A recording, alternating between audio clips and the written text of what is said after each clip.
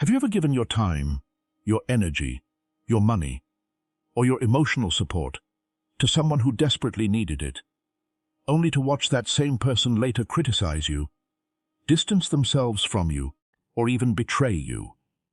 Perhaps you stood beside them when no one else would. You defended them when others judged them. You encouraged them when they doubted themselves. You sacrificed your own comfort to help them overcome a difficult period in life. And yet, instead of gratitude, you received resentment. Instead of loyalty, you received distance. Instead of appreciation, you received criticism. If you have experienced this, you are not alone. Many people carry the quiet pain of helping someone wholeheartedly, only to discover that kindness does not always create stronger relationships. Sometimes it creates the opposite. This reality feels unfair because it contradicts what most of us are taught. We are told that if we do good, good will return to us. We believe that people naturally appreciate those who support them. We assume that generosity strengthens bonds. But human psychology is often more complicated than our moral expectations. More than a century ago, the German philosopher Friedrich Nietzsche explored aspects of human nature that most people prefer not to discuss.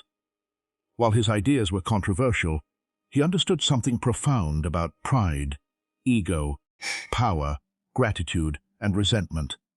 One of his most uncomfortable insights was this: the person who receives significant help may eventually come to resent the person who helped them. At first glance, this idea sounds absurd. Why would someone dislike the very person who lifted them up? The answer lies deep within the psychology of human pride.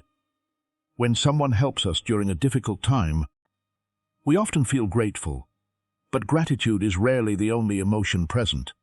Beneath gratitude, another feeling can quietly emerge: dependence.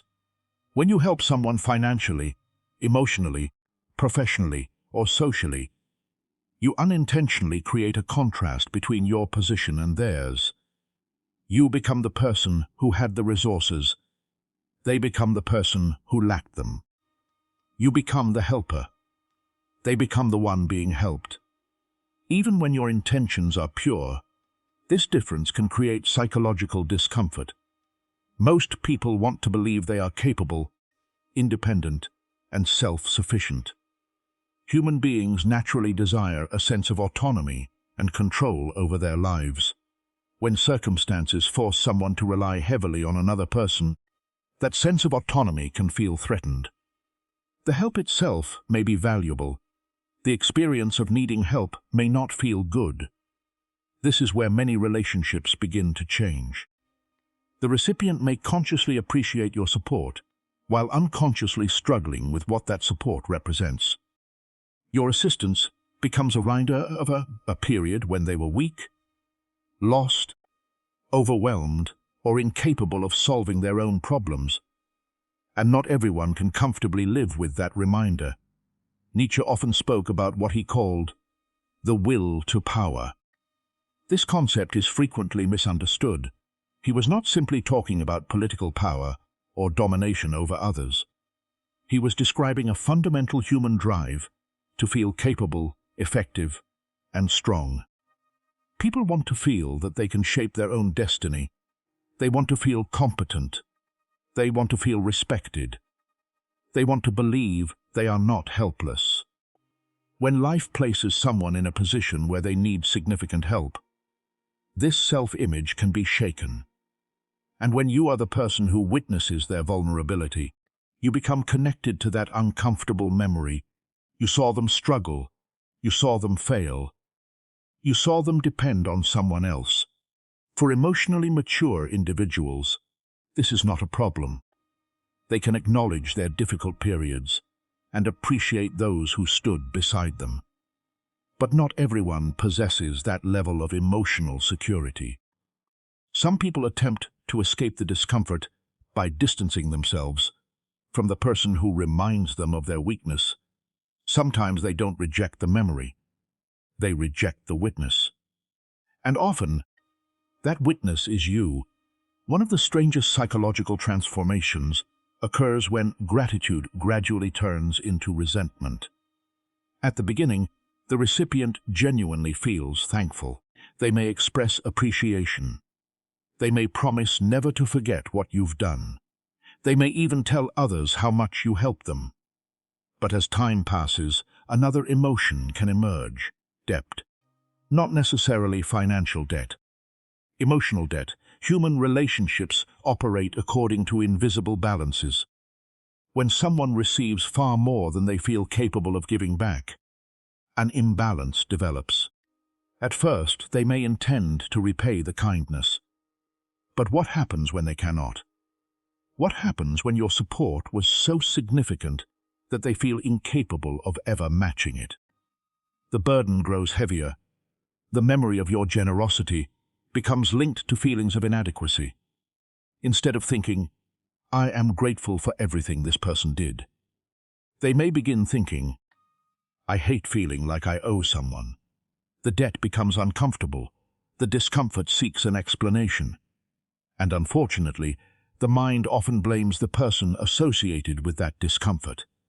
You. Not because you harmed them. Not because your help was wrong.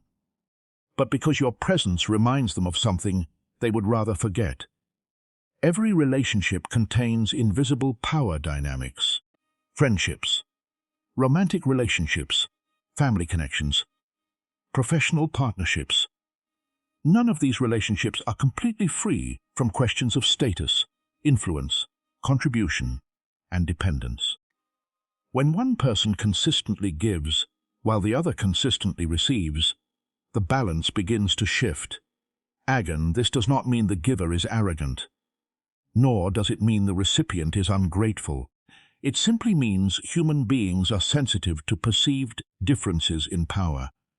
Imagine a friendship where one person repeatedly provides financial assistance, or where one person continuously solves the other's problems, or where one person becomes the emotional caretaker while the other remains dependent. Over time, the relationship can start to feel unequal. The helper occupies the role of strength. The recipient occupies the role of need. This arrangement may seem stable temporarily, but many people eventually rebel against it. Not because they dislike the helper, because they dislike feeling subordinate. Some individuals would rather end a relationship than continue feeling indebted within it. This reaction may appear irrational, yet it is surprisingly common. Sometimes the problem isn't the help itself. The problem is what your help reveals. Imagine that you are disciplined, financially stable, emotionally resilient, or professionally successful. When you help someone who struggles in these areas, your existence can become a mirror. And mirrors are uncomfortable. A mirror reflects not only who we are, it also reflects who we are not. Your success may highlight their lack of progress. Your discipline may expose their inconsistency. Your stability may reveal their chaos. Your generosity may remind them of what they cannot currently provide. For emotionally healthy people, this comparison becomes inspiration. For insecure people, it can become a source of envy. Instead of learning from the example, they attempt to diminish it. Instead of growing stronger, they attack the source of discomfort. Instead of appreciating the person who helped them, they criticize them. This phenomenon is deeply connected to what Nietzsche described as ressentiment, a form of resentment born from feelings of weakness and powerlessness. According to Nietzsche, individuals who feel unable to achieve what they desire sometimes cope by devaluing those who possess it. In other words, rather than becoming stronger themselves, they convince themselves that strength is bad. Rather than admitting envy, they disguise it as criticism. This pattern appears repeatedly throughout human relationships. One of the most important truths to understand is this: not every betrayal is a reflection of your worth. When someone betrays you after you've helped them, your first instinct may be self-blame. You may wonder, Was I too generous? Did I do something wrong? Was my help unwanted? Should have done more? These questions are natural, but often they miss the deeper reality.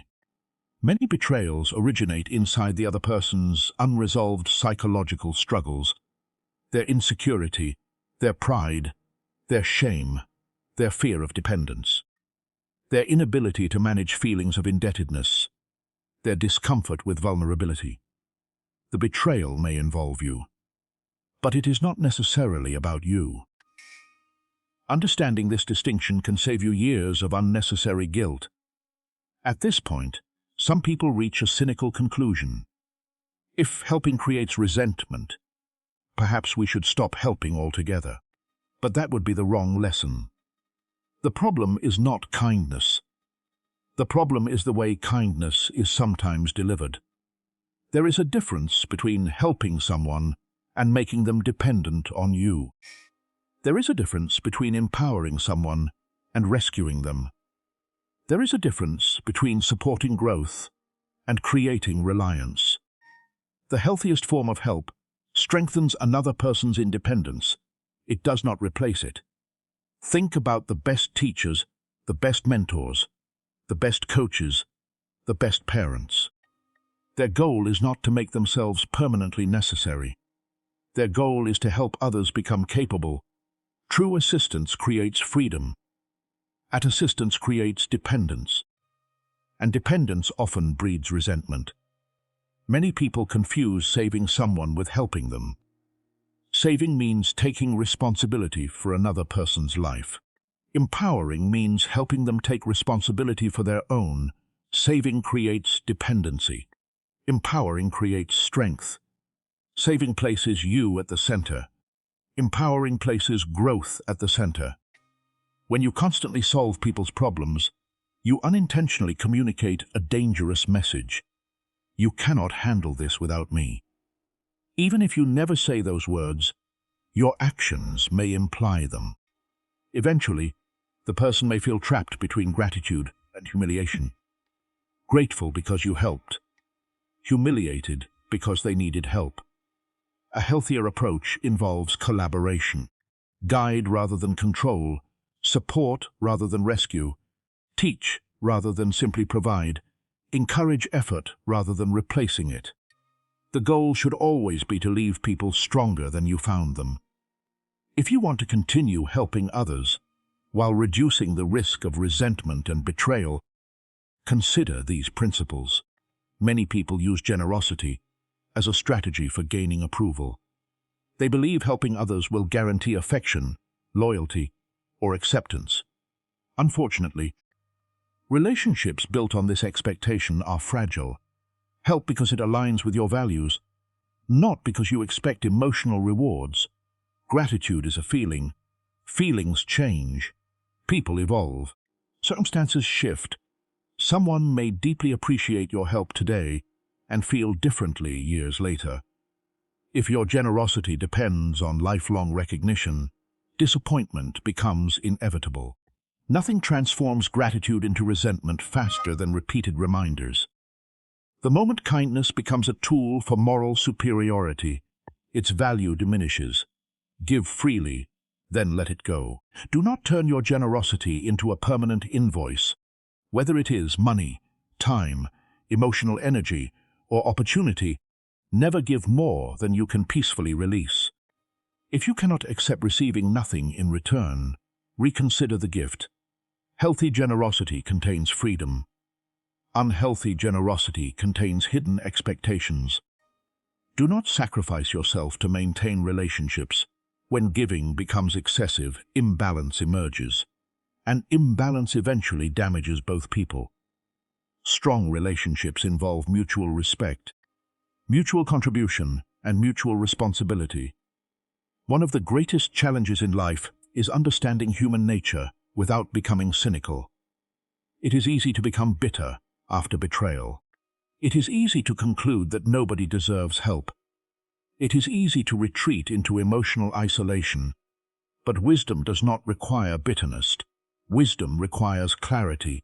The lesson is not that people are bad. The lesson is that people are complicated. Human beings possess pride, fear, insecurity, ambition, shame, love, envy, gratitude, resentment, often all at the same time. The same person who sincerely appreciates your help may also struggle with the vulnerability it exposed. The same person who loves you may occasionally envy you. The same person who admires you may sometimes resent the comparison. Understanding these contradictions allows you to navigate relationships more realistically. Perhaps the deepest lesson Nietzsche offers is that strength is not measured by how many people depend on you. Strength is measured by how many people become stronger because of you. Helping someone should never mean controlling them. Loving someone should never mean losing yourself. Giving should never require self-destruction. The healthiest relationships are not built on dependence. They are built on mutual respect and freedom. So the next time you choose to help someone, do so with open eyes. Offer support, offer guidance, offer compassion. But remember that your goal is not to become dispensable. Your goal is to help another human being stand on their own feet. Because the highest form of generosity is not creating followers, it is creating equals. And sometimes the greatest act of kindness is not rescuing someone from every struggle. Sometimes it is believing in their ability to overcome it themselves. When you understand this, you stop helping people to feel needed. You start helping people to become free. And that is where true wisdom begins.